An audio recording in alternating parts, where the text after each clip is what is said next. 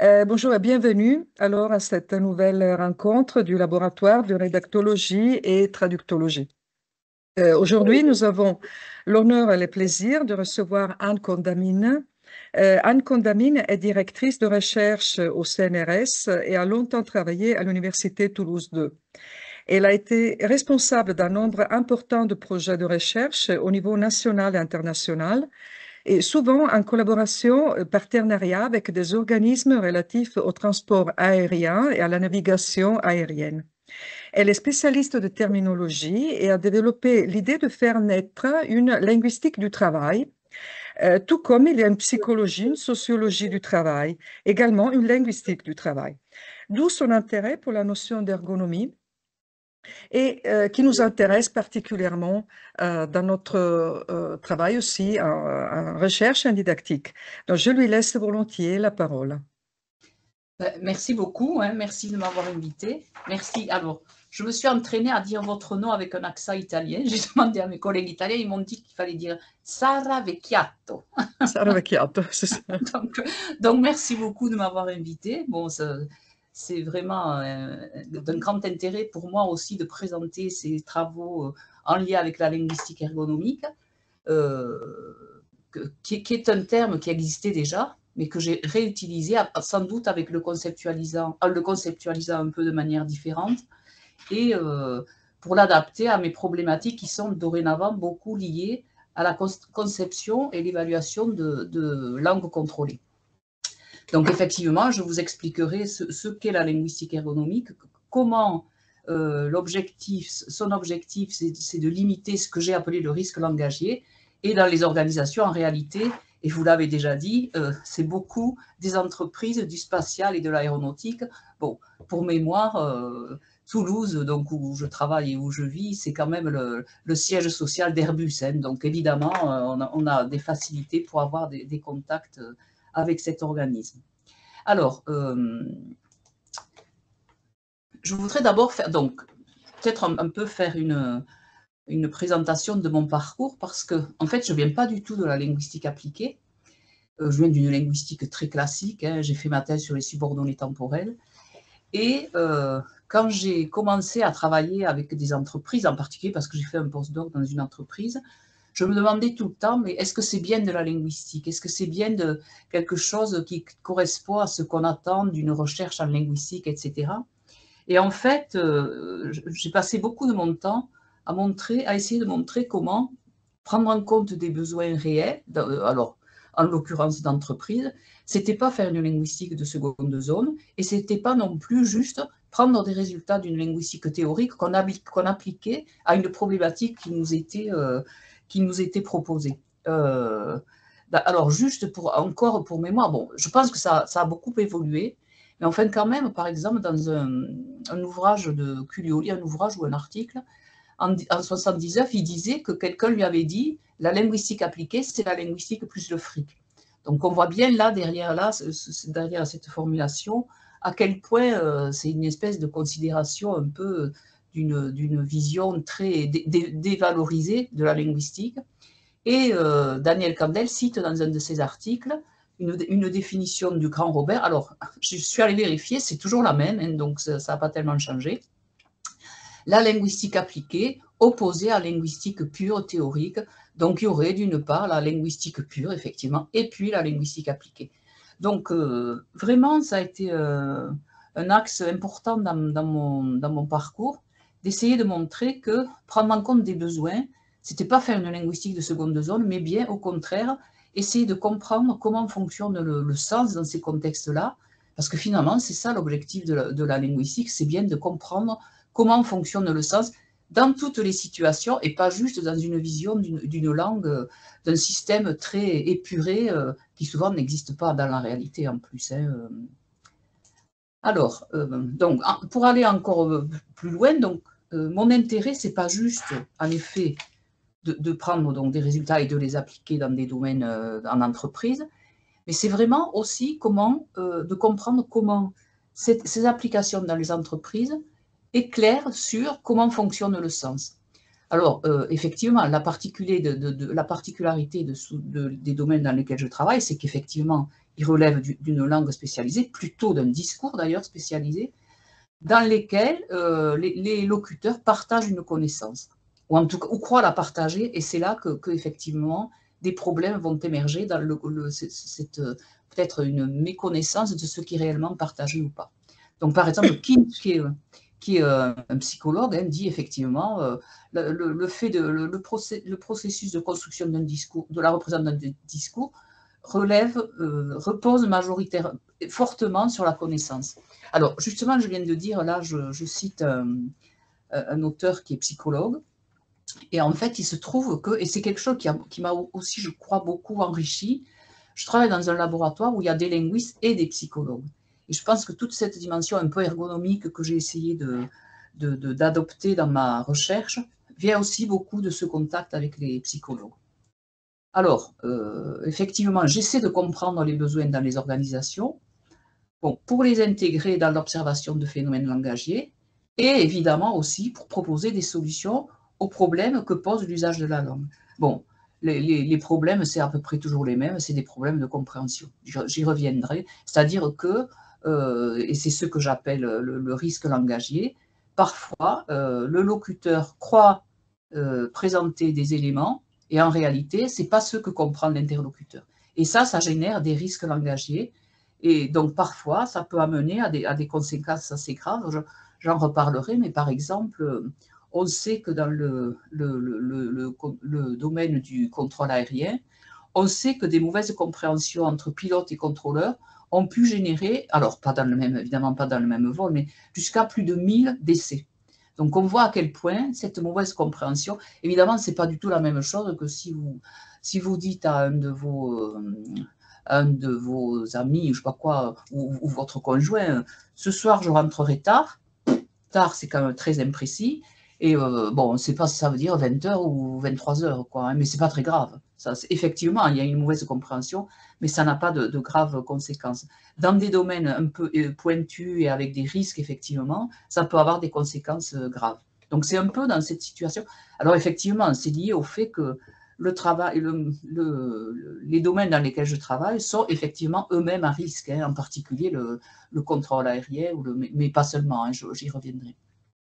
Alors, je voudrais aussi vous montrer que je ne travaille pas que à partir d'un besoin extérieur, parce que j'ai aussi besoin de comprendre comment fonctionnent les discours spécialisés indépendamment d'un besoin. C'est-à-dire que les deux aspects m'intéressent. Et je pense que ça n'est efficace, les interventions dans les entreprises, que si on a une très bonne connaissance du fonctionnement des discours spécialisés.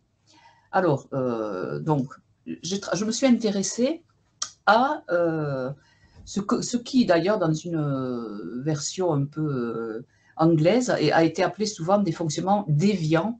Alors, évidemment, déviants parce que inattendus par rapport à ce qui est attendu, enfin, à ce qu'on pense pouvoir être en droit de s'attendre, déjà, disons, dans des domaines non spécialisés.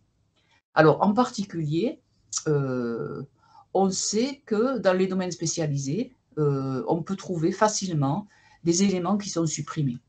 Toujours pareil, parce que c'est basé sur l'idée que, puisque l'interlocuteur sait de quoi on parle, ce n'est pas la peine de l'énoncer. Bon, de toute façon, c'est quelque chose qui est vrai dans la langue générale. Effectivement, vous n'allez pas expliquer tout le sens des mots. Vous faites l'hypothèse que c'est compris par votre interlocuteur. Mais dans les domaines spécialisés, il y a aussi cette idée qu'il y a des éléments qui peuvent être supprimés parce qu'ils sont connus par l'interlocuteur. Par exemple, il y a des cas de suppression d'arguments. Par exemple, dans le domaine de la banque, j'avais trouvé un prospectus qui disait « Vous pouvez déposer librement sur votre compte ». Alors, déposer ne se construit sans argument que dans le domaine juridique, normalement. C'est-à-dire, quand on dit déposer devant le tribunal, ça veut dire aller apporter son témoignage. Effectivement, ça existe sans argument, mais uniquement dans ce contexte-là. Dans le contexte de la banque, évidemment, si on ne précise pas l'argument, c'est parce qu'évidemment, c'est l'argent. Dans ce domaine-là, cet élément est tellement présent qu'on n'a pas besoin de le préciser. Alors, Alors, je me permets juste de vous interrompre un instant. oui. On n'est pas sûr si on a commencé, on est censé voir une présentation ou pas encore, peut-être. Ah, si, oui. Ah non, non, parce que, alors non, on ne voit pas. On Non. voit les fichiers, mais la présentation n'a pas démarré. Ah, alors attendez, Désolée. comment ça se fait? Parce que moi, je l'ai sur mon écran. Euh, Alors, comment je peux faire? Parce que moi, je l'ai sur mon écran. OK. Désolée. Mais c'est quand même. Et Enfin bon, vous avez ouvert un PowerPoint? oui? Non, alors j'ai ouvert un PDF parce que je me suis dit que ça serait sûrement plus Et simple. est-ce que vous l'avez affiché? Parce que nous, on voit le fichier. Est-ce que vous avez deux écrans, peut-être? Non. Alors attendez, je vais essayer. Alors, comment essayer? Alors là, je remets. Donc là, je vous vois à nouveau. Sinon, je vois. Alors, mince, comment faire? Mince, je suis. Alors, sinon, je vous l'envoie éventuellement. D'accord, on Vous va faire comme l'affichez ça vous, alors. parce que sinon, je ne OK, sais pas, OK. je sais pas ce qui se passe. Mhm, Parce que moi, je d'accord. le voyais, je pensais que vous le voyez. Alors attendez, je vais vous l'envoyer, oui. Non, non, Décidément. on voit le fichier, mais on ne voit pas effectivement la présentation. D'accord. Alors, Vous pouvez me l'envoyer par mail? oui, oui, c'est ce que je fais, oui. OK. Alors, voyons. Euh,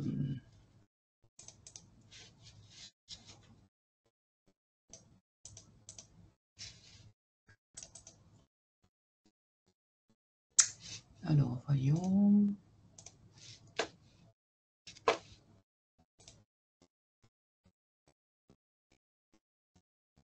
Voilà.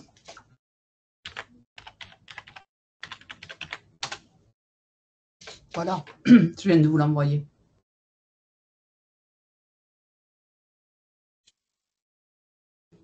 OK, voilà. Je viens de le recevoir, donc je vais l'ouvrir d'ici. D'accord.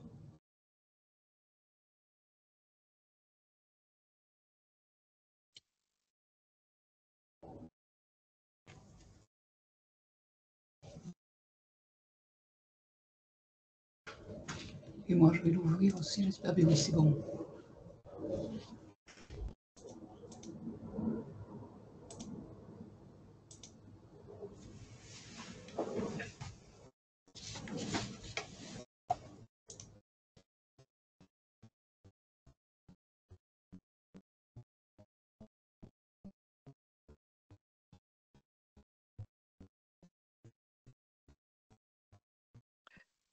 Alors, je vais, je sais pas trop parce que, alors je peux la partager ici comme ça, Ah oui, peut-être que c'est pas mal, oui. et puis je fais comme ça, voilà. Vous arrivez à Alors, voir? on va Sinon, rester à la alors je page vais 5. essayer de Ouais. partager. Est-ce que les gens en ligne peuvent voir le PDF? Gaia Aurora, arrivez-vous à lire le PDF que j'ai partagé sur mon écran?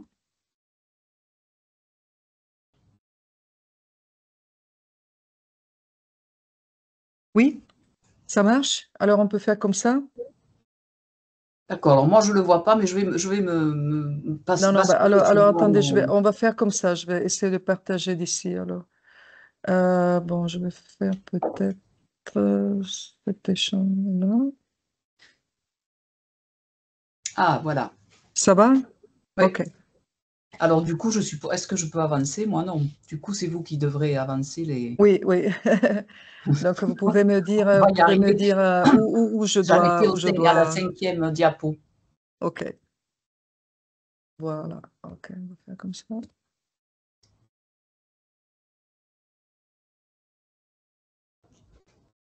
Cinquième. OK. Oui.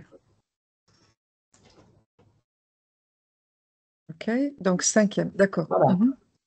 Donc, oui, donc je disais qu'effectivement, on sait que dans les domaines spécialisés, il y a parfois ce qui a été appelé des fonctionnements déviants, en tout cas qui ne correspondent pas à ce qui serait canonique, disons, dans la langue générale. Alors juste là, alors effectivement, pour vous montrer que je travaille aussi dans des domaines spécialisés, mais sans besoin identifié, mais parce que j'ai besoin de comprendre les fonctionnements, je me suis intéressée à un cas d'alternance de construction entre pêcher avec une préposition et rivière, par exemple, pêcher dans la rivière, pêcher en rivière, etc., versus pêcher une rivière. Parce qu'il se trouve qu'une fois, j'ai entendu un pêcheur dire « Ah ben oui, j'ai déjà pêché cette rivière ». Ce qui est très inattendu pour, effectivement, pour un francophone habituel. Mais je me suis dit, effectivement, ça doit être un fonctionnement spécifique à cette communauté de pêcheurs. Et en plus, j'ai fait l'hypothèse que peut-être ça voulait rendre compte d'un attachement particulier à la rivière, plutôt que le fait de supprimer la préposition, au lieu de dire on s'attendrait à pêcher des poissons, évidemment, et pas pêcher une rivière.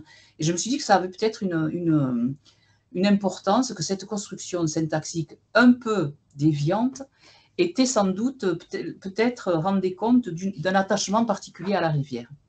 Donc, alors, si vous voulez bien passer à la diapo suivante. Alors, donc j'ai fait une étude à partir des données d'Internet où j'ai recherché toutes les constructions avec une préposition et toutes les constructions sans préposition, donc entre pêcher et rivière. Donc, et surtout, ce à quoi je me suis intéressée, c'est à la nature des sites dans lesquels on trouvait les constructions sans préposition. Donc, dans l'ensemble des sites, ce qu'on voit, c'est qu'effectivement, on retrouve effectivement pêcher, préposition, rivière, bon, avec majoritairement dans hein, comme préposition, et on retrouve un peu le pêcher directement construit avec rivière, donc 17,7%. Mais ce qu'on peut remarquer, c'est que dans les sites de pêche où il y a une dimension émotionnelle, alors me semble-t-il, c'est comme les blogs ou les forums, cette structure-là apparaît dans 38,2% des cas. C'est-à-dire cette construction directe entre pêcher et rivière. Bon, c'est significativement, enfin c'est significatif. Hein, j'ai travaillé avec un statisticien qui m'a dit que oui, effectivement, la nature du site visiblement jouait un rôle dans cette apparition. Ce que j'ai fait ensuite, alors c'est la diapo suivante. Oui. Donc, c'est que j'ai constitué deux corpus. L'un contenant les extraits avec préposition, l'autre contenant les extraits sans préposition. Et j'ai utilisé la fonction kines de Handkonk. Alors, je ne sais pas si vous connaissez Handkonk, hein, c'est un concordancier, mais qui permet de comparer deux corpus et de repérer dans ces deux corpus les mots les plus significativement présents dans chacun d'eux. Et ce dont je me suis aperçue, c'est que, alors c'est moi qui fais le classement sémantique, enfin je l'ai fait avec une étudiante, donc on était à peu près d'accord, il y a effectivement des mots qui sont significativement plus présents, comme les noms de pays et de régions, les mots qui relèvent d'un vocabulaire positif, et c'est ça qui m'intéressait hein, dans le cas du corpus sans préposition, après des instruments de pêche, etc. En revanche, ce qui était plus spécifique du corpus avec préposition, c'était plutôt des mots qui relèvent du légal ou de l'économie, comme permis, autorisé, ou des mots qui renvoient à des membres de la famille comme frère ou fille.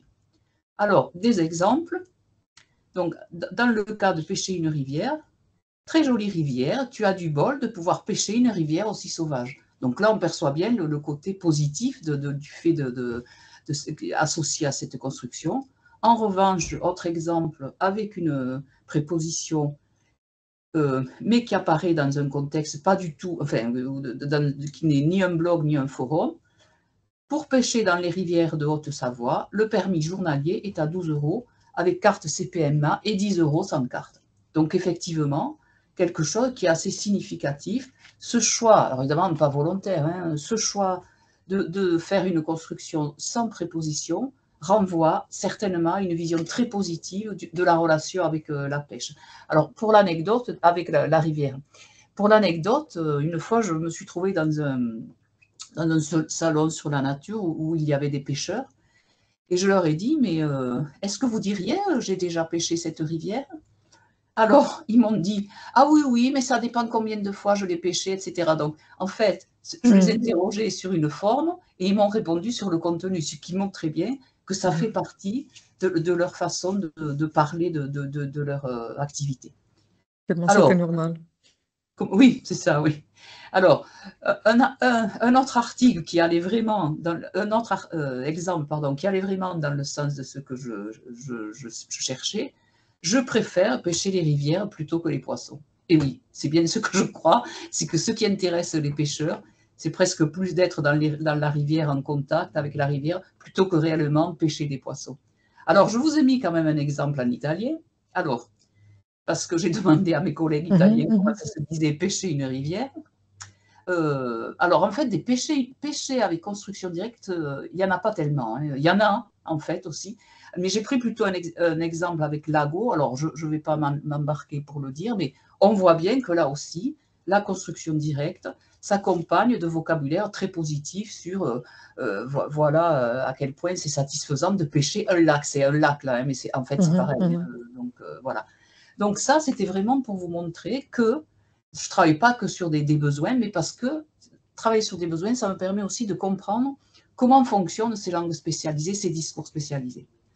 Alors, on va continuer. Oui. Donc, j'en arrive aux langues contrôlées.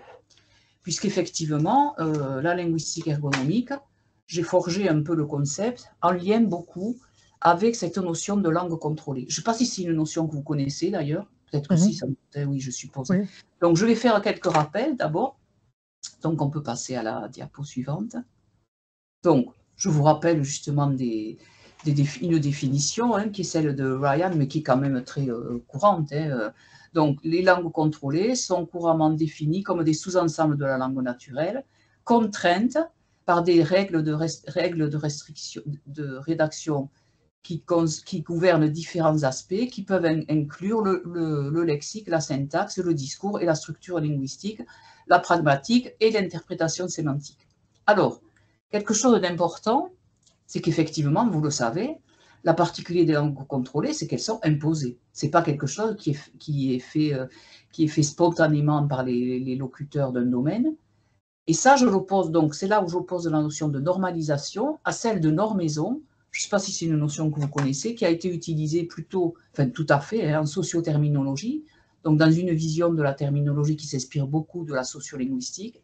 Et la normaison, c'est l'idée, que j'ai déjà un peu évoquée, que dans des communautés de discours, il y a des régularités qui se mettent en place, Okay. qui paraissent parfois un peu déviantes par rapport à la structure attendue, mais qui fonctionnent dans cette communauté et finalement qui donnent satisfaction. C'est-à-dire, bon, pour cette communauté, ça véhicule bien l'information qu'on voulait véhiculer. Donc, il y a alors, en même temps, la normalisation va s'appuyer sur la normaison, évidemment. On s'appuie sur les régularités, même si, on va le voir tout à l'heure, ça peut poser problème. Donc, effectivement, ces langues contrôlées visent à limiter le risque langagier. Donc, j'ai déjà parlé de ce risque-là. C'est le fait que c'est pas forcément que la langue naturelle n'est pas forcément un moyen de transmission d'informations complètement transparent. Et parfois, l'interlocuteur ah, ah, ah oui, c'est ça, peut ne pas comprendre ce qu'a voulu dire le locuteur. Donc, en fait, très clairement, les langues contrôlées viennent essayer de pallier cette difficulté. Alors, comme je disais, il peut y avoir des conséquences graves. Hein. Effectivement, dans les domaines dans lesquels je travaille, ça peut être le cas. Le contrôle aérien, la maintenance d'avions, les centrales nucléaires, hein, puisqu'on travaille aussi avec, j'en parlerai tout à l'heure, le domaine médical, qui est plutôt celui sur lequel vous travaillez, je crois, hein, et aussi des conséquences financières qui évidemment sont moins graves, mais j'en parlerai aussi, des attentes dans les contrats qui peuvent être mal comprises. Donc c'est vraiment dans ces questions-là que je travaille. Donc on peut continuer. Alors, donc, bon, vous le savez, hein, le premier CNL, Control Natural Language, est apparu chez Caterpillar hein, au début des années 70. Il en existe des dizaines, je pense maintenant des centaines aussi. Alors, une de celles qui est beaucoup utilisée, c'est la Simplified Technical English, en particulier dans le domaine de l'aéronautique et du spatial. Et effectivement, je la retrouve beaucoup dans les domaines aéronautiques. Alors, une particularité, c'est que souvent, ces CNL ont été définis sans linguiste. C'est plutôt les experts du domaine qui ont fait des définitions de langue contrôlée. et leur efficacité a été très peu évaluée. C'est là aussi que va intervenir la notion de l'ergonomie, hein, ce qui fait qu'en fait, parfois, honnêtement, quand je vois certaines règles, je me dis: «Ouh là, mais» par exemple, une règle qui me paraît très contraignante, c'est le fait qu'il ne faut pas utiliser de conjonction de coordination. Alors, on comprend bien l'idée parce que si dans la même phrase, vous dites 2 choses à la fois, je sais pas moi, heu, le train partira à 18h50 et transportera machin, enfin bon, des choses qui finalement parfois ne sont pas très faciles à comprendre si elles sont coordonnées et bien plus si elles sont dans 2 phrases différentes. Mais par contre, il y a des cas où je ne vois pas comment on peut se passer du «et». Par exemple, si on dit: «L'avion sera peint en rouge», non pardon, si on dit: «L'avion sera peint en rouge et vert», ben, ça ne veut pas dire: «L'avion sera peint en rouge, l'avion sera peint en vert». Ça veut dire que c'est les 2 en même temps. Donc il y a des cas où effectivement les contraintes sont trop importantes, au point qu'en fait c'est contre-productif. Donc on essaie effectivement de trouver ce qui est le plus adapté aux situations dans lesquelles on se situe. Et parfois alors, à voir, parce que j'en reparlerai de cette question tout à l'heure, parfois elles peuvent apparaître comme pas assez contraignantes. Alors, en tout cas, il y a des utilisations, ce qu'on appelle des nominalisations des verbales, hein, comprendre, compréhension, achat, acheter, achat, etc. Les noms qui sont associés à des verbes par la forme et par le sens. On sait que ça génère souvent des polysémies, souvent entre le processus et le résultat du processus. Alors, par exemple, et en particulier dans des domaines spécialisés, si vous dites le chef de projet est responsable de la documentation, ben en fait, c'était au CNES, hein, c'est le Centre national d'études spatiales, c'est un extrait du CNES. Or, la documentation a 2 sens. C'est-à-dire que c'est soit, et c'est le sens commun, hein, de la langue, c'est l'ensemble des documents, soit, et c'est un usage aussi présent dans le corpus, la documentation, c'est le fait de rédiger les documents associés à des projets. Alors, dans ce cas-là, pour le CNES, c'est seulement la responsabilité du chef de projet, c'est seulement le fait de rédiger la documentation. Ce n'est pas le chef de projet qui est responsable de l'ensemble des documents. Il y a pour ça des documentalistes dédiés. Mais de fait, en l'état, enfin, présenté comme ça, il y a une ambiguïté. Et effectivement, on pourrait dire, oui, mais bon, c'est pas ce qu'on avait compris, puisqu'effectivement, les 2 sens sont possibles. Je reviendrai sur cette question plus tard. On peut continuer. Alors, voilà. Donc, effectivement, je me suis dit que ça valait la peine d'emprunter des notions qui venaient de l'ergonomie pour essayer de construire et d'évaluer des langues contrôlées. Donc, j'ai appelé ça linguistique ergonomique parce qu'effectivement, pour montrer un peu le fait qu'on peut faire appel à des connaissances qui ne sont pas juste de la linguistique, mais aussi de l'ergonomie. Alors, les notions que j'ai empruntées à l'ergonomie, c'est d'une part l'utilisabilité, donc mesure dans laquelle un système, un produit ou un service peut être utilisé par des utilisateurs déterminés pour atteindre des objectifs déterminés avec efficacité, efficience et satisfaction dans un contexte d'utilisation déterminé. Voilà. Donc effectivement, par rapport à l'idée, c'est d'évaluer cette utilisabilité dans une expression, dans des formules sans langue contrôlée versus des formules avec langue contrôlée, donc soit via des expérimentations, soit via des questionnaires. Et il y a aussi l'acceptabilité par les utilisateurs. Alors l'idée, c'est d'essayer de partir des expressions les plus proches possibles des expressions spontanées des utilisateurs, et aussi de prendre l'avis des utilisateurs au moment où on va formuler des règles de langue contrôlée, pour s'assurer que finalement, on n'arrive pas avec des normes qui seront très, très mal ressenties par les utilisateurs parce que trop éloignées de leurs besoins et de leur façon de parler. On peut continuer. Alors, voilà un peu les 4 étapes que je propose pour la linguistique ergonomique.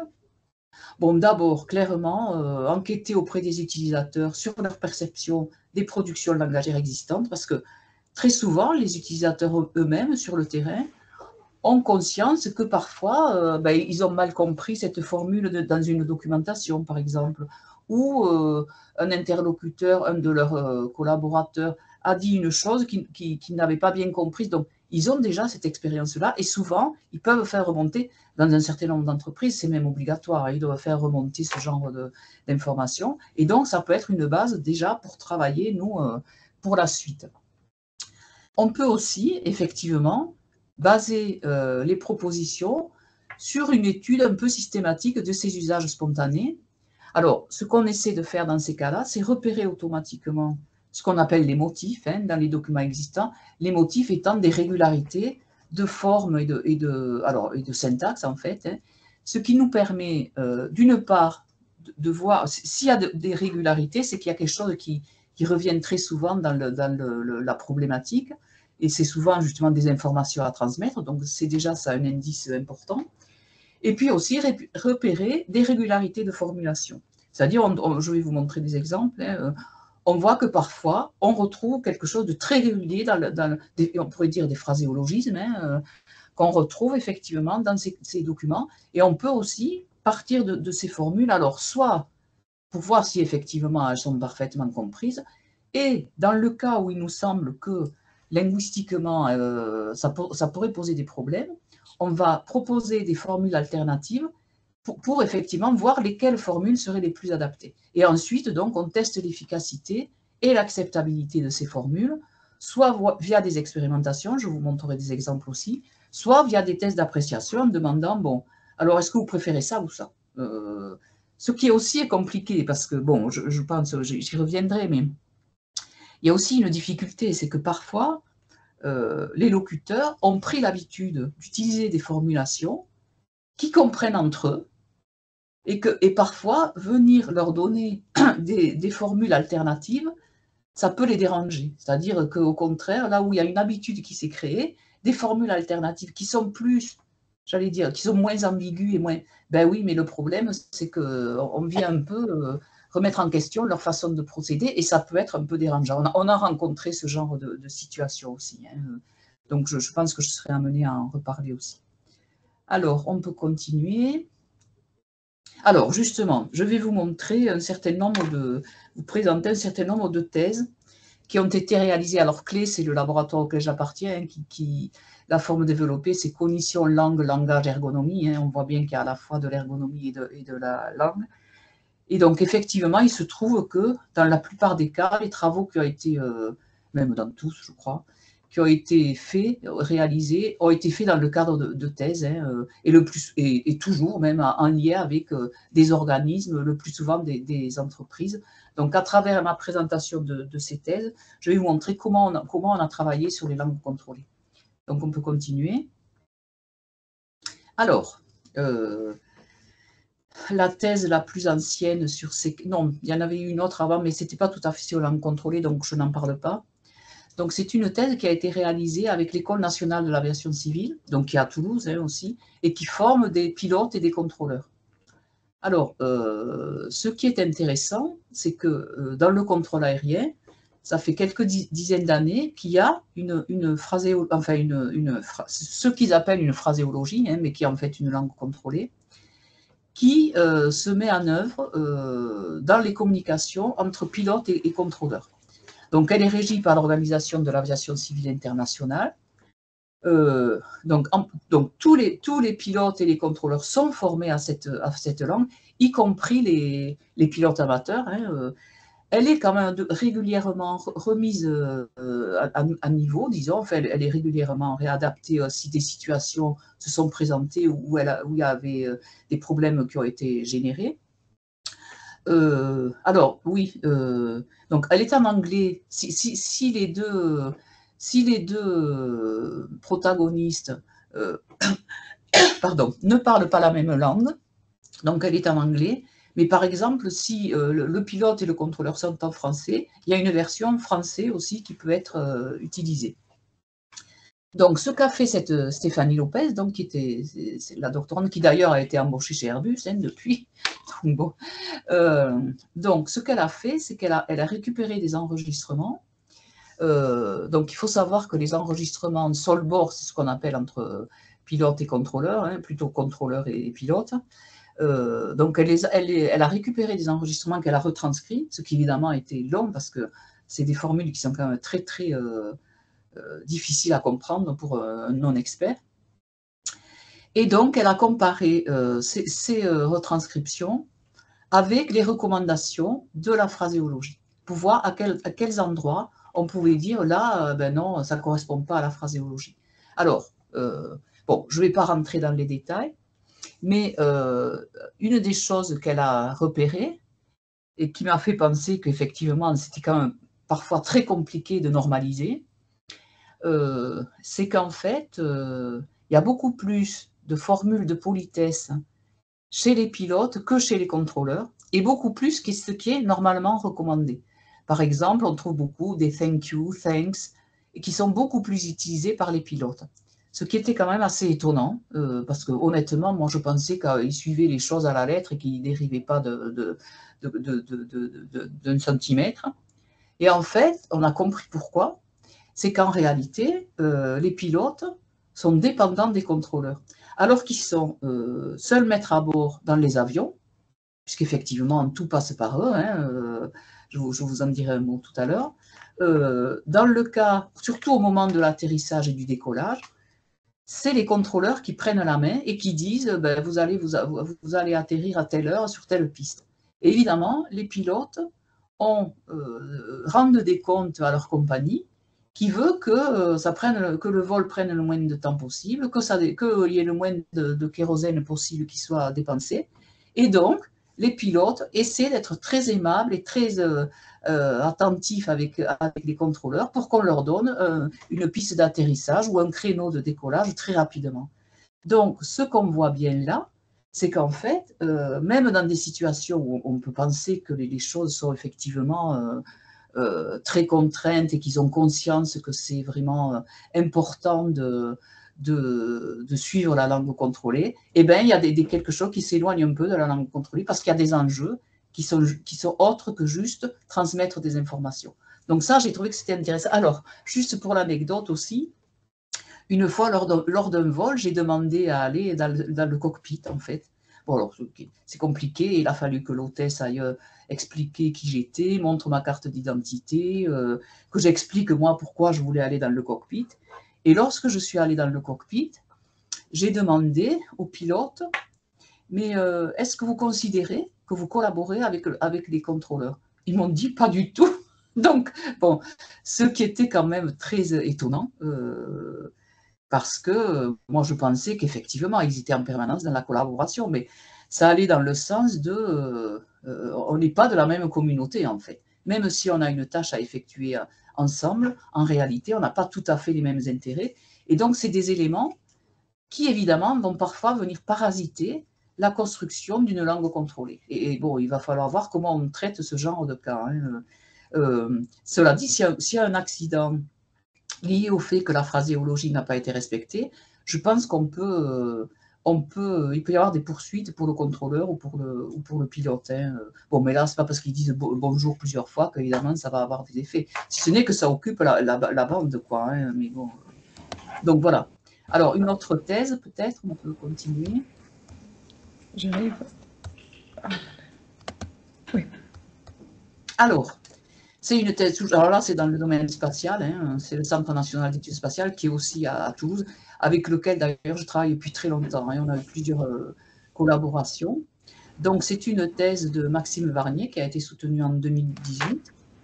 Pour l'histoire aussi, il a obtenu un poste dans une école d'ingénieurs à Montréal sur la rédaction technique.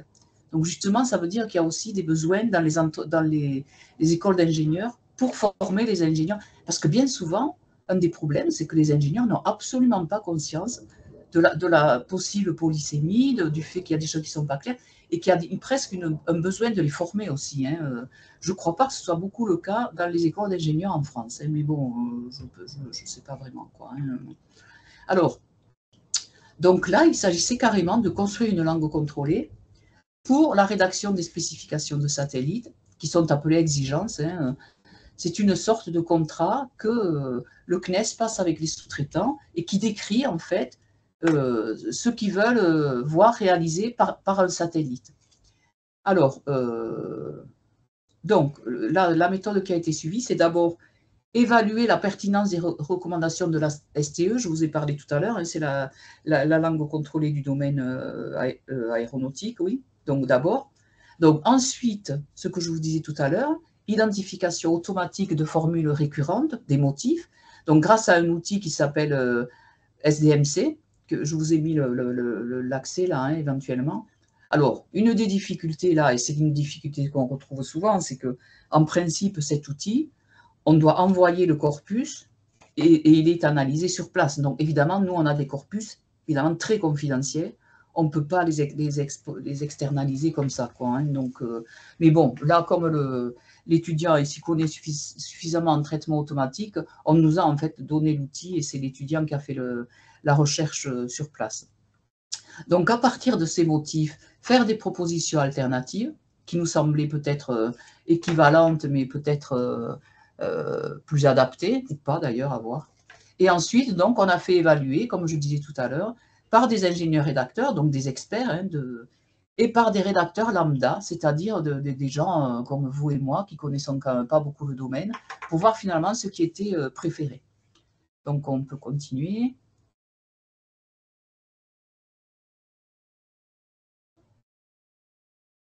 Voilà. Alors, par exemple, ce que nous a proposé l'outil SDMC, c'est quelque chose comme le X devra V infinitif. Alors, évidemment, on comprend pourquoi il y a beaucoup d'injonctions, puisque c'est un descriptif de cahier des charges qui décrit ce que le CNES attend, puisque le CNES va payer pour que des sous-traitants construisent le satellite qui est attendu. Alors, on a testé plusieurs formulations alternatives. Donc, dans le corpus, ce qu'on a trouvé, c'est devra respecter. Mais ce qu'on a vu, c'est que pour d'autres situations, d'autres formules dans le même corpus, on avait quelque chose qui était plutôt doit respecter et même respecte, c'est-à-dire une utilisation du présent qui est d'ailleurs assez étonnante, parce que du coup, ce qui est décrit, c'est quelque chose qui n'existe pas, mais quelque chose que veut le CNES. Et pour expliquer ce souhait, c'est le présent qui est utilisé comme si c'était finalement quelque chose qui existait déjà. Donc doit respecter, respecte et respectera les contraintes décrites dans le document DR20. Alors voilà les résultats. Donc ensuite, il y a l'enquête dans la slide suivante. Donc voilà.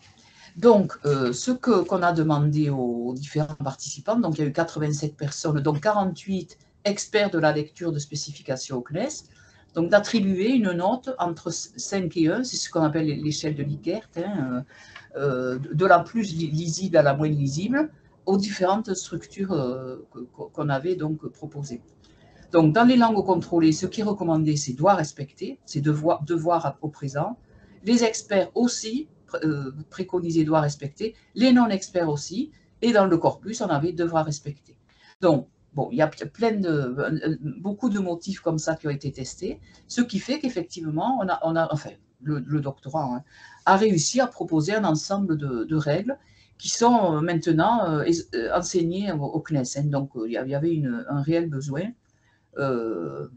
Alors, oui, j'ai marqué ça dessous, mais enfin, je ne vais peut-être pas rentrer dans ces détails, parce qu'effectivement, et c'est un peu la même situation que tout à l'heure entre contrôleur et pilote, c'est-à-dire que parfois, il peut y avoir des intérêts dans la communication qui dépassent juste la transmission d'informations. Par exemple, on pourrait penser que le CNES a intérêt à rester un peu flou sur certaines parce que s'il y a un problème, ces contrats, ces exigences servent devant les tribunaux.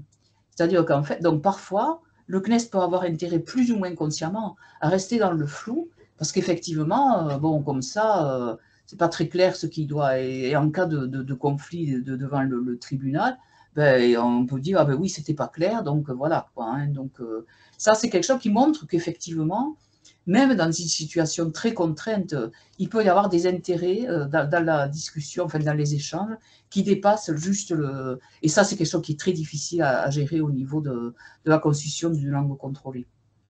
Alors, encore peut-être une autre thèse, une autre présentation de thèse, qui est encore dans le milieu aéronautique. Hein. Donc, c'est une thèse avec Airbus, hein, qui a été soutenue par Nathalie Jachat en 2019. Alors, là, il s'agissait de voir comment, donc dans tous les cockpits d'avion, il y a des écrans qui affichent des alarmes. Bon, dans les cas les plus graves, ce n'est pas juste affiché, c'est aussi dit, il y a évidemment une version sonorisée, hein, mais donc ces alarmes, ça peut être depuis, il y a une porte ouverte, enfin pas une porte de l'avion, hein, une porte des placards, mais ça peut être des choses un peu plus graves quand même. Et une spécificité de ces alarmes, c'est que les formats sont très réduits par rapport à la langue naturelle. Alors pourquoi elles sont très réduites? Aussi pour des problèmes de place, parce qu'il n'y a pas tellement de place sur ces écrans, et donc on peut en arriver, alors c'est une situation quand même un peu extrême là que j'ai montré. Par exemple, engine off, ça peut signifier soit le moteur est éteint, engine is off, soit turn off the engine, c'est-à-dire couper le moteur.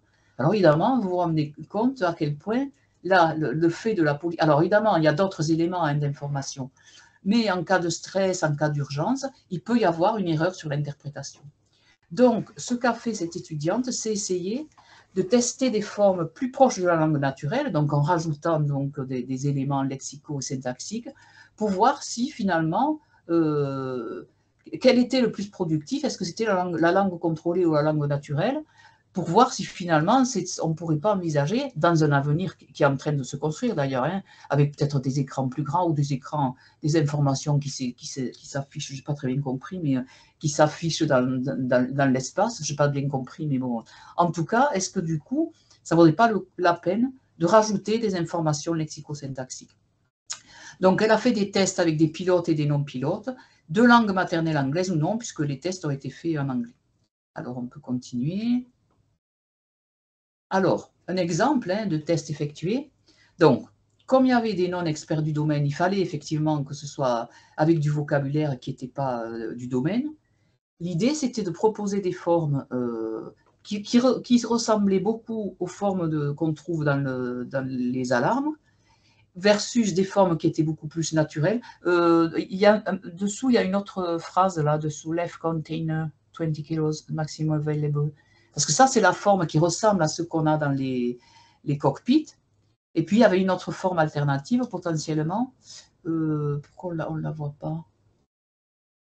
Ah, voilà. Donc, there are maximum 20 kilos available in the left container. Donc, qui ça est une forme plus naturelle, mais qui n'est pas la forme qu'on retrouve dans les cockpits.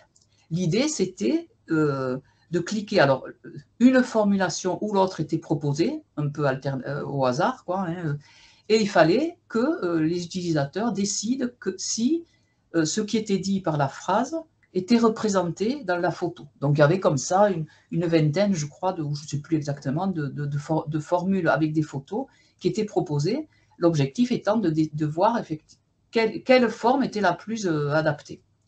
Donc, on peut continuer. Donc, il y a eu 72 personnes testées, 13 locuteurs natifs anglais, donc qui ont répondu par oui ou non à la question « La photo représente-t-elle ce qu'exprime le message ?»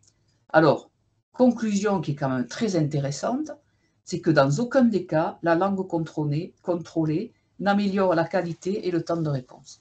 Donc, ça pose une question quand même sur, parfois, l'efficacité d'une langue contrôlée qui est finalement, qui n'a pas été évaluée en situation réelle et qui donc n'améliore pas la communication et qui, pire, peut générer des mauvaises compréhensions parce que ça génère des ambiguïtés. Donc ça, c'était vraiment là aussi quelque chose d'assez nouveau, c'est-à-dire effectivement, bon, il y a peut-être un souci dans les formulations dans ces alarmes.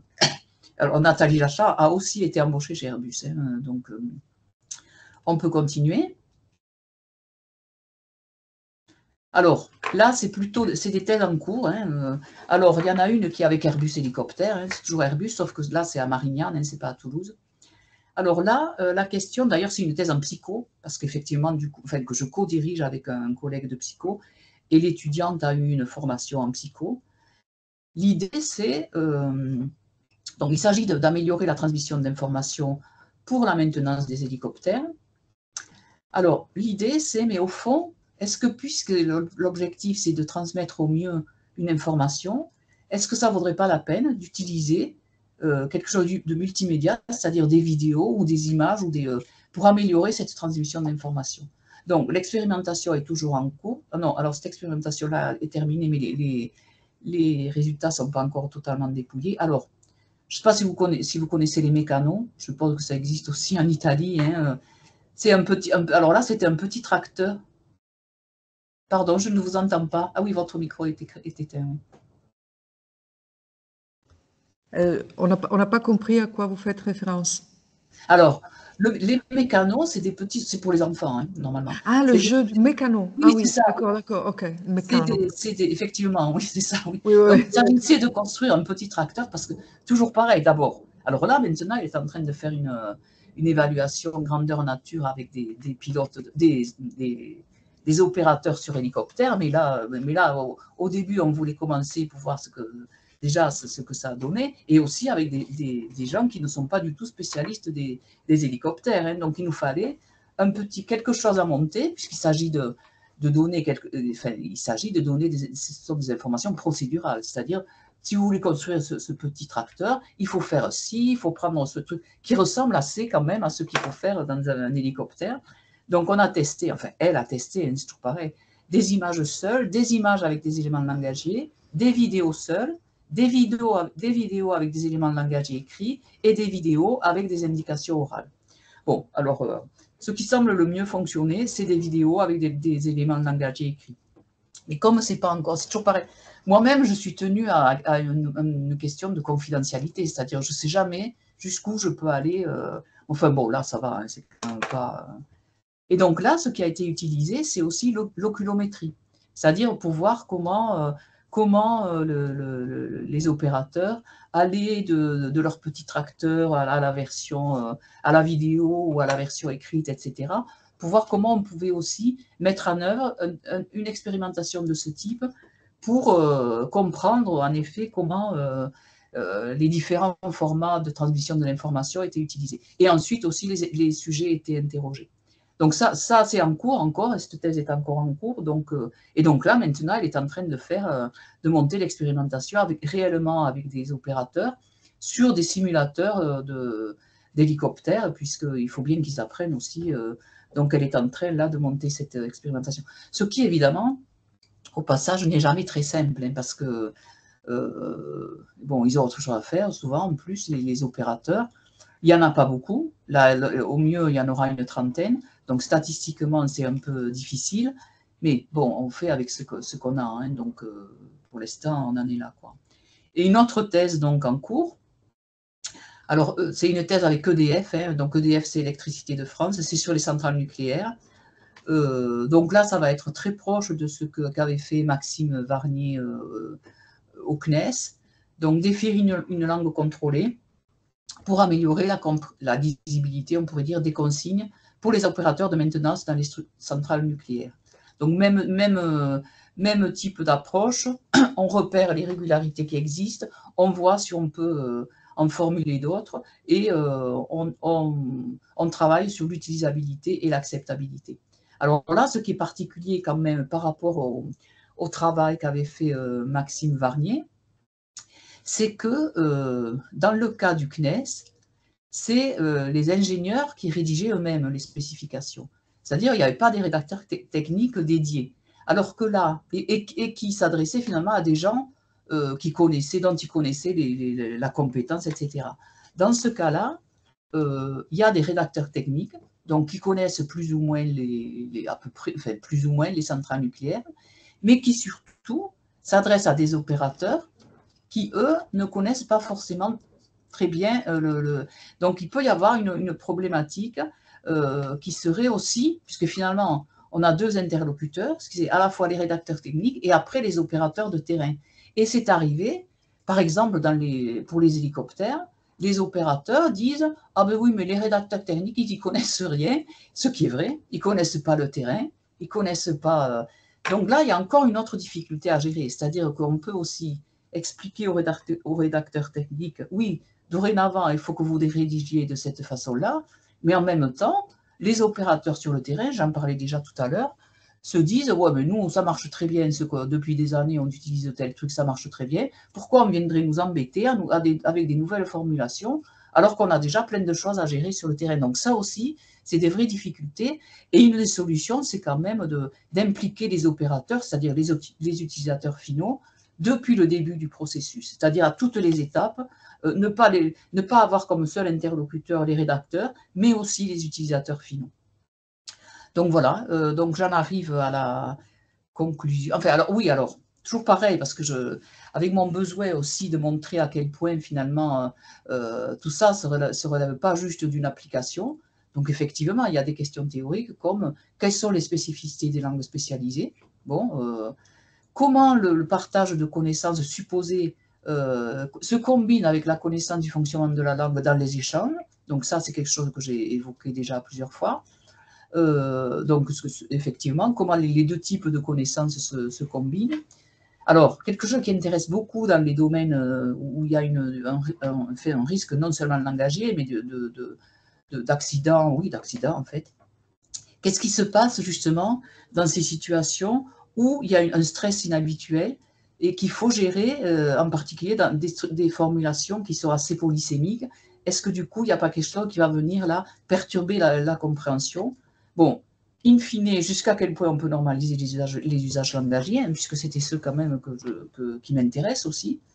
Et donc, effectivement, j'ai proposé de définir la linguistique appliquée comme une science située, c'est-à-dire vraiment quelque chose qui relève d'une discipline scientifique, mais qui prend en compte des besoins et des situations réelles. Bon, je pense qu'ensuite, on en arrive à la conclusion.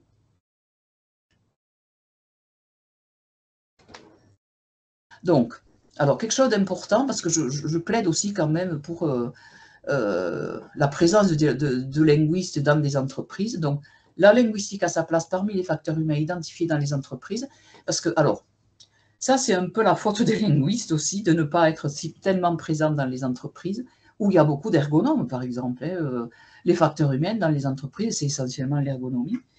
Mais le problème, c'est que l'évolution de la linguistique, pendant longtemps, la linguistique, c'était l'étude du système. Bon, je ne veux pas incriminer la linguistique générative, mais quand même, il y avait quand même cette idée de on s'intéresse au système et pas tellement à l'utilisation dans des situations réelles. Et là où la psychologie a été impliquée dans des situations réelles depuis après la guerre, hein, la Deuxième Guerre mondiale, avec l'ergonomie et la psychologie du travail, ben, ça n'a pas été le cas pour la linguistique. Donc effectivement, on se trouve un peu en minorité dans les départements de facteurs humains, en minorité, voire inexistant. Hein.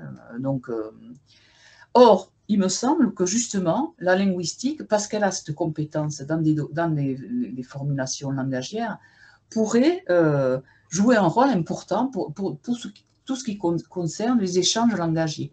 Et pourrait, j'appelle ça même presque jouer le rôle de chef d'orchestre, en faisant intervenir, alors évidemment, on n'est pas omniscient, hein, en psycho, moi je travaille avec des psychologues, bon, en traitement automatique aussi, enfin bon, je m'y connais un peu plus, mais donc effectivement, savoir qu'à tel moment on aurait besoin de compétences en traitement automatique et à tel moment de compétences pour faire des expérimentations. Et il y en a en plus, hein, dans les entreprises, des spécialistes de TAL et de psychologie, d'ergonomie, il y en a, hein, donc on peut aussi les solliciter pour ces activités-là.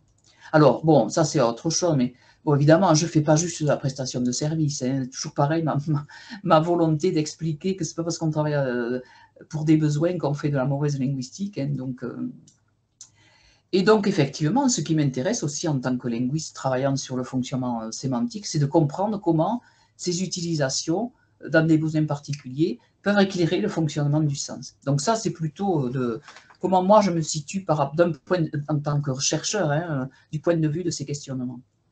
Bon, voilà, j'ai terminé. Enfin, si, il y a des références, mais ça, bon, ensuite. Et sinon, après, il y a des petites... pour faire l'atelier, ce qu'on m'a appelé atelier, j'ai des extraits pour qu'on voit comment on pourrait traiter ces extraits. Donc, voilà.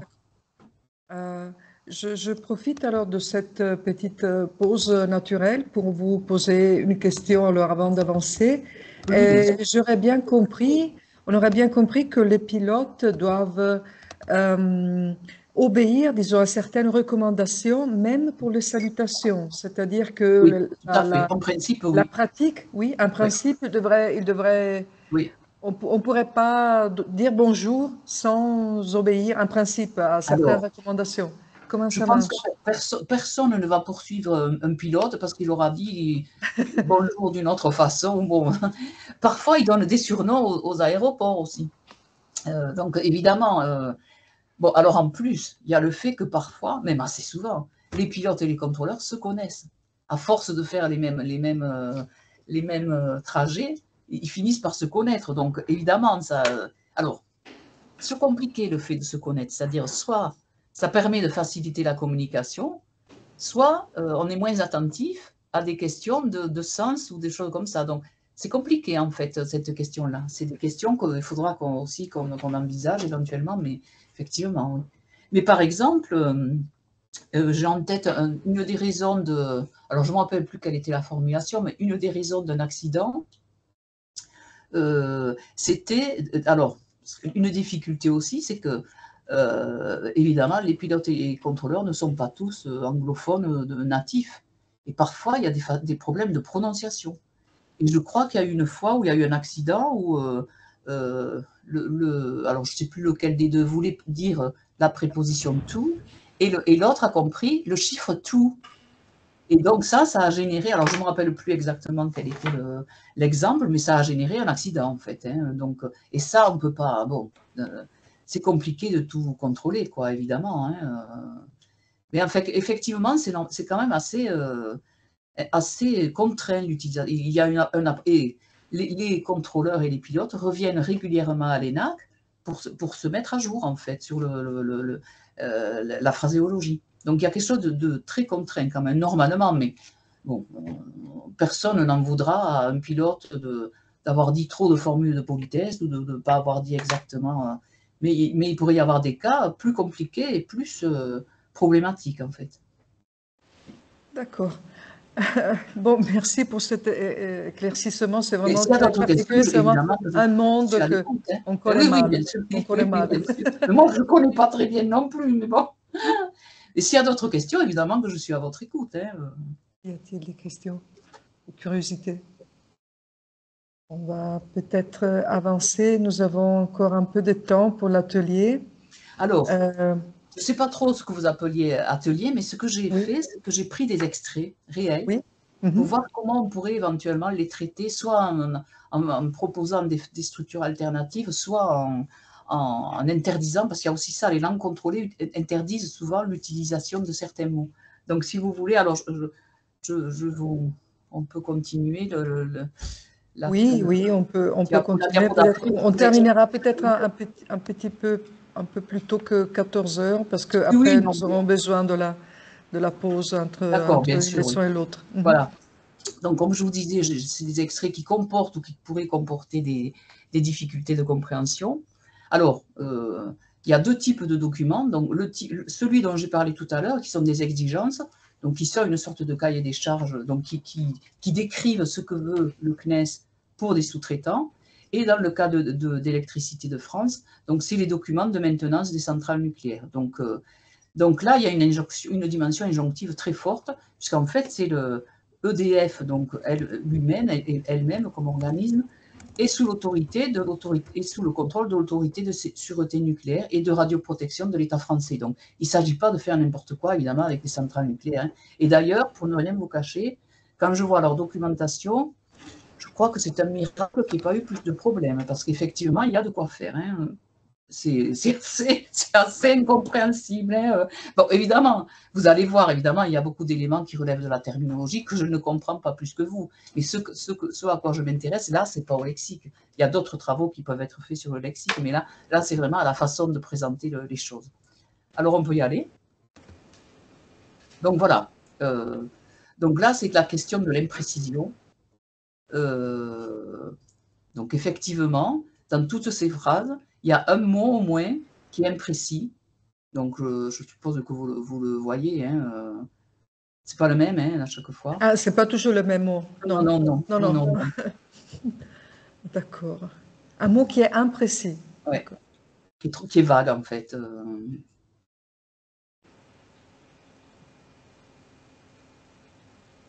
On peut commencer peut-être avec la première phrase. Est-ce qu'il y a des sentiments, quelque chose que vous ne trouvez pas très précis? Est-ce que c'est quelque chose qui a plutôt à faire peut-être avec un nom ou c'est plutôt, ça peut être un peu quelque chose qui a à Alors là, faire peut-être c'est un avec une déterminant, hein. notion C'est de plutôt un vague? déterminant, là, oui. Ouais. Dans la première phrase, c'est plutôt un déterminant, oui. Mm. C'est le même, d'ailleurs, dans la seconde phrase. D'accord, d'accord. Vous avez des idées? Certain, voilà, quelqu'un Voilà, oui. suggère le mot Bah oui, c'est certain, ça, oui. exactement, oui. Tout à fait, oui. Bravo. Et c'est à peu près du même type dans la troisième phrase. Oui. Donc, dans la troisième phrase, qu'est-ce qui n'est pas très précis comme mot? La troisième. Plusieurs, oui. Plusieurs, ouais. On suppose, Tout à oui. fait, oui. Plusieurs, oui. Tout à fait, Mhm. oui. Alors, dans la quatrième, c'est plutôt un adverbe. Enfin, il n'y en a qu'un adverbe, je crois, d'ailleurs. Ah, ok. Des idées pour la quatrième, un adverbe.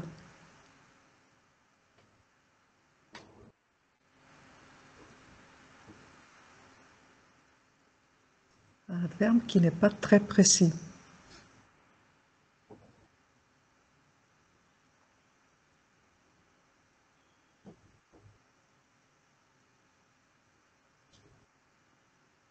Peut-être ambigu.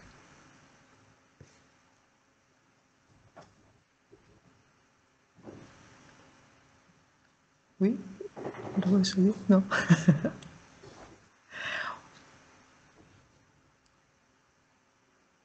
Comme certains, plusieurs, quelque chose qui n'est pas, qui ne donne pas de point de repère, on dirait.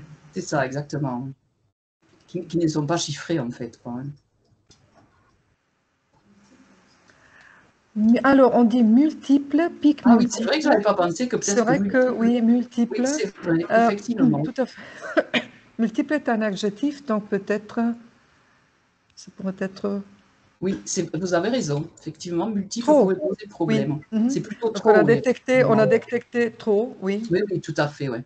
Mais j'avais pas pensé au fait que multiple pouvait être aussi problématique, oui. Alors, la différence, enfin, entre trop et multiple, c'est que trop peut rentrer dans une liste, parce qu'en fait, il y a ça souvent dans les langues contrôlées, des listes de mots qui sont interdits. Donc, plusieurs, certaines, trop, machin. Évidemment, s'il faut commencer à faire la liste des adjectifs qu'il faut éviter, alors là, alors dans ces cas-là, c'est plutôt, on incite les ingénieurs ou les rédacteurs à être sûrs que les adjectifs qu'ils utilisent ne sont pas trop imprécis.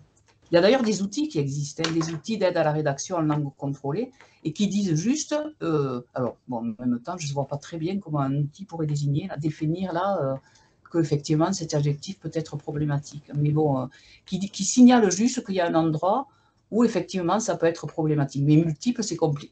Non, mais c'est surtout qu'on ne peut pas faire une liste des adjectifs problématiques.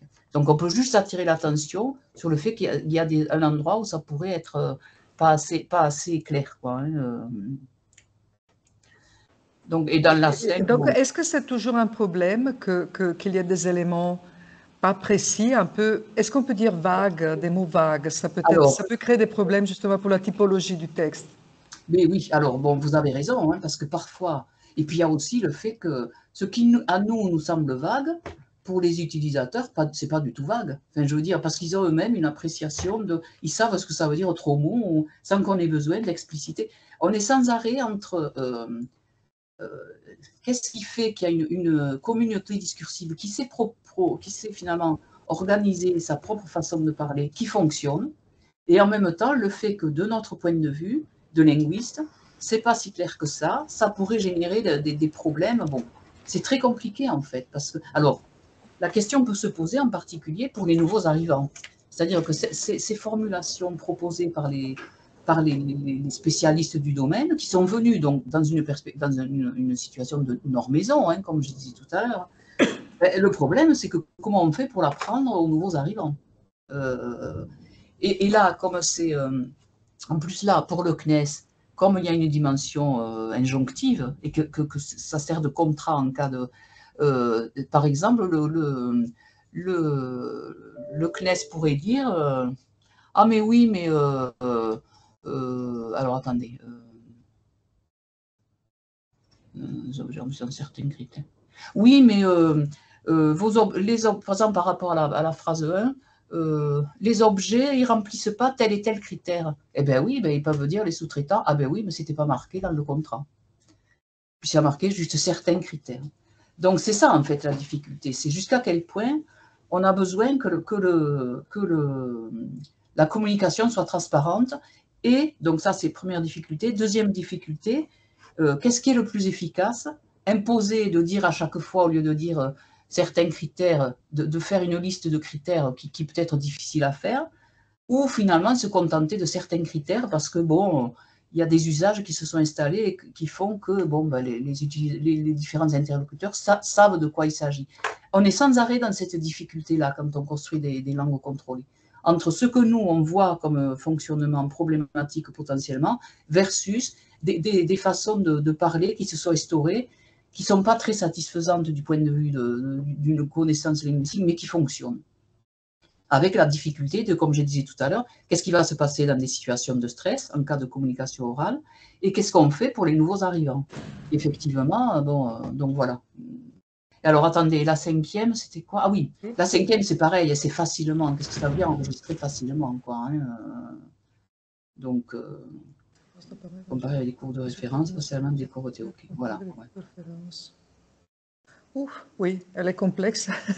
Ah non, mais alors ça, si vous voyez, je vois des choses, je me dis, c'est pas juste parce que je comprends pas la terminologie, hein, c'est parce qu'il y a des trucs. Il y a bien pire que ça. Hein. Il y a bien pire que ça. Hein. Ce serait peut-être facilement. Les centrales nucléaires, je suis étonnée qu'il n'y en ait pas plus qui a explosé. Hein. Bon. Facilement, peut-être aussi, facilement. Voilà, c'est ça, facilement, oui, là, tout à fait, oui. Ça, c'est sûr que c'est pas clair, hein. Mais bon. Nous, parfois, on ne fait que signaler. Et après, c'est les utilisateurs entre eux qui décident si, effectivement, il faut interdire des adverbes de ce type, ou si, finalement, ce n'est pas problématique. Bon, nous, on ne sait pas. Hein, c'est là où on a besoin d'experts du domaine. Quoi, hein. Bon, on peut continuer. On continue, oui. Alors, l'anaphore, grand problème. Donc, l'anaphore, vous savez, c'est le fait d'utiliser un pronom ou un déterminant qui renvoie à un antécédent qui peut ne pas être évident. Alors, là aussi, pour nous qui ne sommes pas du domaine, mais peut-être que parfois ça marche très bien. Alors, si on prend par exemple la première phrase, si le train RRI perdu, alors, indisponibilise, c'est d'ailleurs ça un terme du domaine, parce que ça y est pas, ça dans du lexique français, une boucle de commun A et B, son indisponibilité, bon, etc. Donc là, l'anaphore, c'est son. Eh bien oui, ben, ce n'est pas forcément très clair si son renvoie, pardon, je vous fais la question et la réponse, si son renvoie à train RRI ou à boucle de commun A et B. Même problème en deux, donc là je vous laisse lire.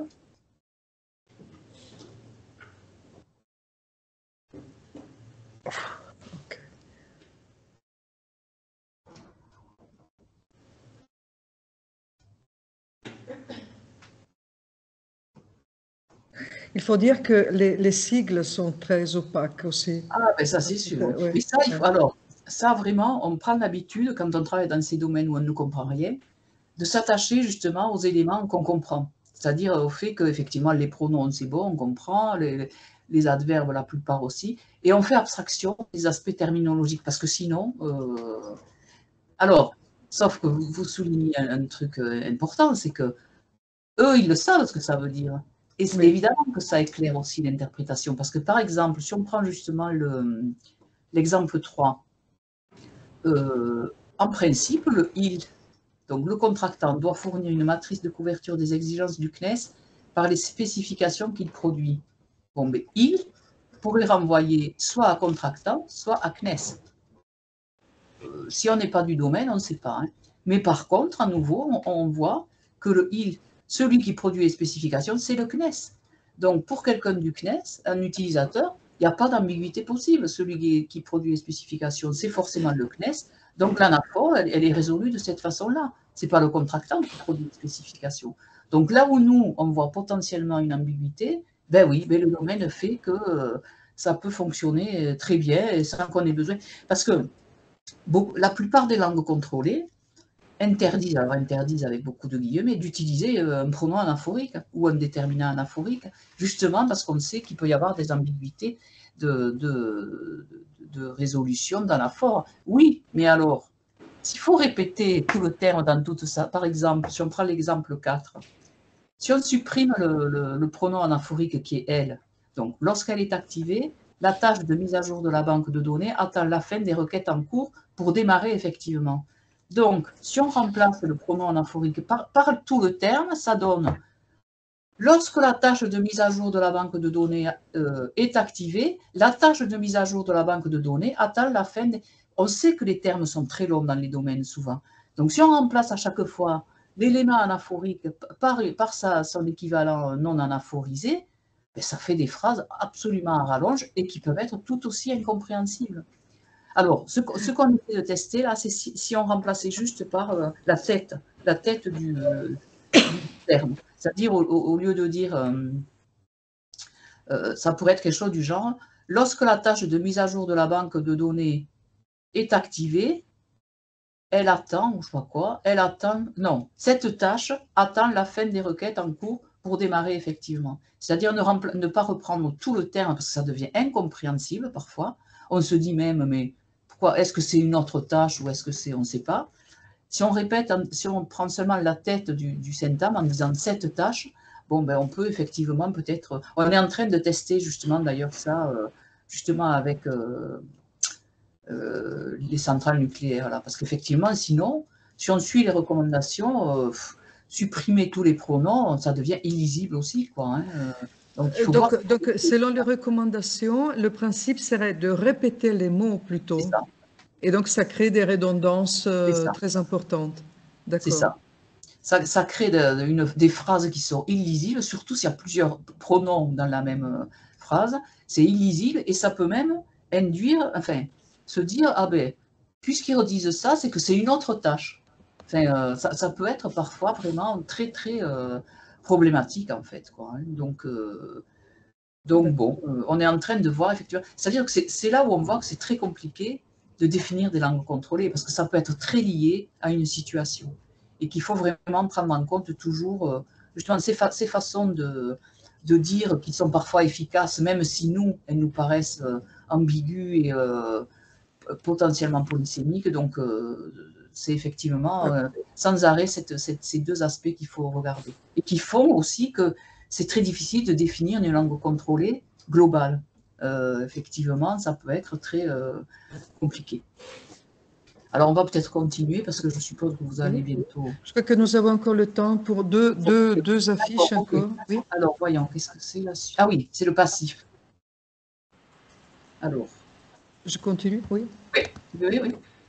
Alors, ah non, c'est la négation. Bon, alors pareil, la négation, souvent les langues contrôlées interdisent d'utiliser des négations. Ah oui, mais alors là, en plus, ça combine négation et... bon, alors effectivement, dans la première phrase, on se dit, parce que parfois la négation, dans des phrases complexes, on peut ne pas comprendre sur quel élément elle porte. Et effectivement, très souvent, il vaut mieux utiliser quelque chose qui est à l'affirmative. Bon, par exemple, c'est facile dans le premier cas de décider la mise en indisponibilité volontaire et simultanée d'au moins 3 CNS n'est pas autorisée. C'est facile de dire est interdite. Là, vraiment, effectivement, on peut facilement remplacer par quelque chose qui soit à l'affirmative. Attendez. Oui, alors c'est un peu plus compliqué dans la deuxième phrase et en même temps, je ne le trouve pas très très bon finalement cet extrait pour prouver qu'il n'a pas encore vérifié. Oui, bon alors là aussi ça peut être compliqué de remplacer par une phrase à l'affirmative. Hein. Parfois, les rédacteurs se trouvent dans des situations assez compliquées parce qu'ils ne voient pas comment ne pas utiliser la négation. Hein. Mais alors en plus là, ça combine un passif dans la première phrase. Donc finalement, là, je trouve les exemples sont pas très bien choisis. je veux bien qu'on passe au passif parce que effectivement, le passif, c'est une des difficultés qu'on trouve dans la diapo suivante. comme problématique. Oui. Nous allons la Là, 33, je ne suis oui. pas très contente finalement de mes extraits là. Alors, le passif. Le passif est très souvent aussi interdit. C'est-à-dire qu'effectivement, alors pourquoi c'est interdit? Parce que le passif permet de formuler des phrases sans qu'on dise qui est l'agent. Typiquement, dans le premier exemple, le profil utilisateur doit être renvoyé au PHR Access Unit.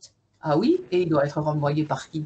La phrase fonctionne très bien, sauf qu'elle ne dit pas qui doit faire l'action. Alors que si vous la mettez à l'affirmative, si vous enlevez le passif, vous êtes obligé de rajouter qui fait l'action. Et très souvent, on trouve ces formulations au passif parce que justement, ils ne s'engagent pas trop sur qui doit faire l'action. Eh bien oui, mais parfois, il faut dire qui va faire l'action. Donc typiquement, la première phrase fonctionne très bien, mais effectivement, nulle part est indiqué qui doit envoyer le profil utilisateur au PHR. Qui le fait, on ne le sait pas. Dans la deuxième phrase, inversement, on peut rétablir une phrase à l'actif, effectivement. Ce délai est porté à 8 heures si le blocage de grappe est accompagné. Alors, ne me dites pas ce que veulent dire ces phrases, je n'en sais rien. Donc, ce n'est pas seulement finalement ce qui m'intéresse. Mais ce délai est porté à 8 heures si le blocage de grappe est accompagné d'un déséquilibre azimutal de puissance neutronique.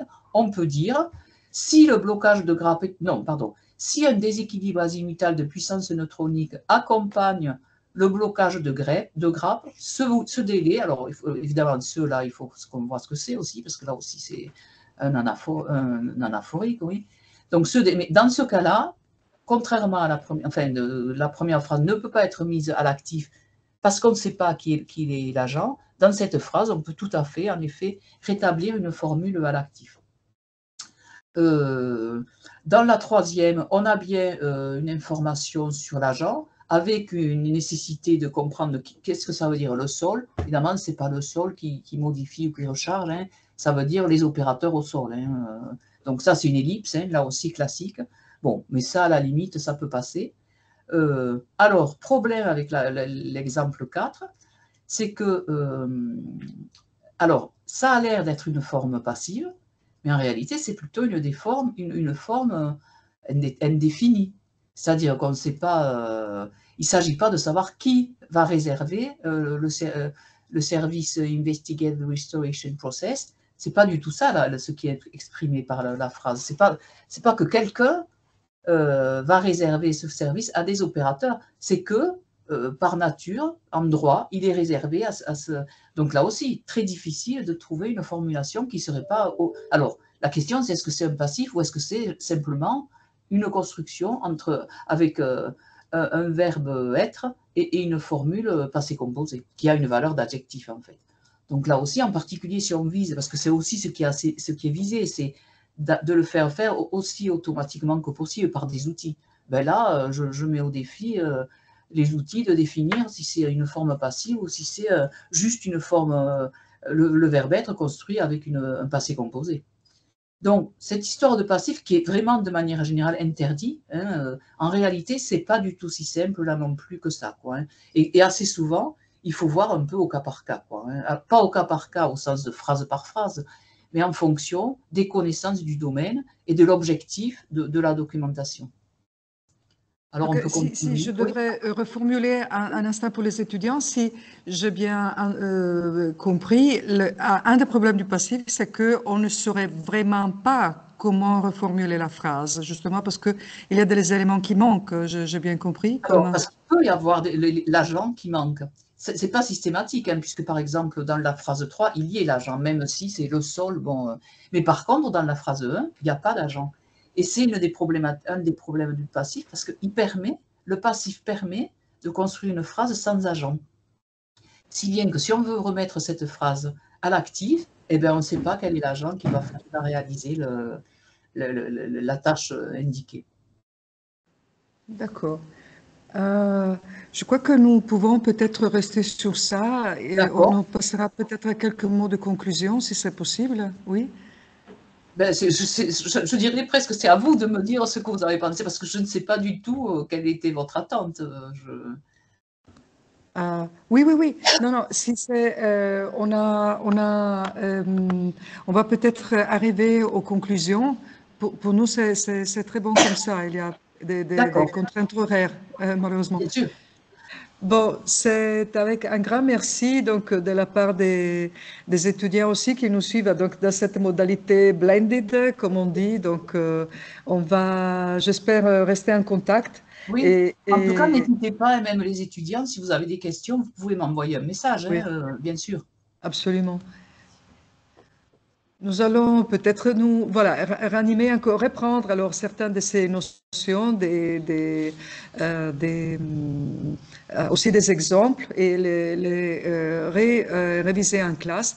Les étudiants seront invités à présenter une relation. Donc, ce sera aussi un moment de retour qui sera intéressant sur cette conférence et donc pour voir un peu des applications possibles éventuellement dans le futur, éventuellement pour un mémoire aussi, si ce n'est pas pour une thèse. Donc, Mhm. nous allons voir. Mais s'il y a des retours, je suis intéressée, hein, bien sûr. Oui, oui. Comme l'expérience utilisateur du lecteur en Exactement, principe. exactement. D'accord. Bon, alors c'est un grand merci qu'on vous adresse et encore merci pour avoir accepté et aussi avec le changement d'horaire qu'on vous a demandé. Donc, merci beaucoup. Je vous en prie.